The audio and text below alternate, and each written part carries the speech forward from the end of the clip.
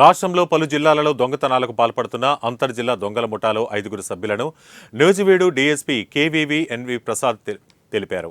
గత 3 సంవత్సరాల నుండి ఏలూరు జిల్లా చుట్టుపక్కల జిల్లాలో రాత్రివేళ తాళం వేసుకుని ఇళ్లలో జరుగుతున్న వరుస దొంగతనాలపై నూజివీడు సబ్ డివిజన్ సిబ్బంది అదేవిధంగా బృందాలు ఏర్పాటు చేసి దొంగల ముఠాను పట్టుకున్నారు. వీరి వద్ద నుంచి 1,50,00,000 విలువ చేసే 2 కేజీల బంగారు పోస్టులు, 12 లక్షల విలువ చేసే 13 కేజీల వెండి వస్తువులను రికవరీ చేశారు.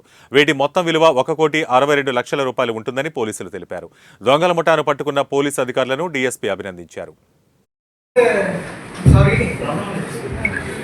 సో 2024 మనం చూసుకుంటే ఓవరాల్ క్రైమ్ లెవెల్ మనకి ఒక 26% డిక్లైన్ ఉంది. ముఖ్యంగా క్రైమ్ అగైన్స్ ఉమెన్స్ మనకు ఒక ఉమెన్ మర్డర్స్ జరిగింది. 14 ఉమెన్ మర్డర్స్ కూడా మనం అనలైజ్ చేసుకున్నాము.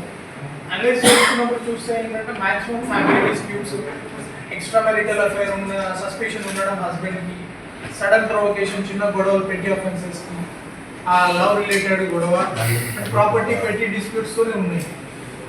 Ferocious murders, revenge related murders అంత ఏమీ లేదు. వాళ్ళ కుటుంబంతో వాళ్ళ భర్త లేకపోతే నియర్ రిలేటివ్స్, వాళ్ళ ఫాదర్ అట్లాంటి కేసు.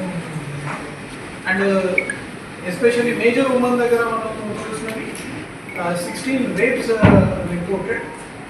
మ్యాక్సిమం 417 కంటెంట్ ఉంటుంది. Falls promise of marriage, initial relation ఉన్నది but they refuse to marry.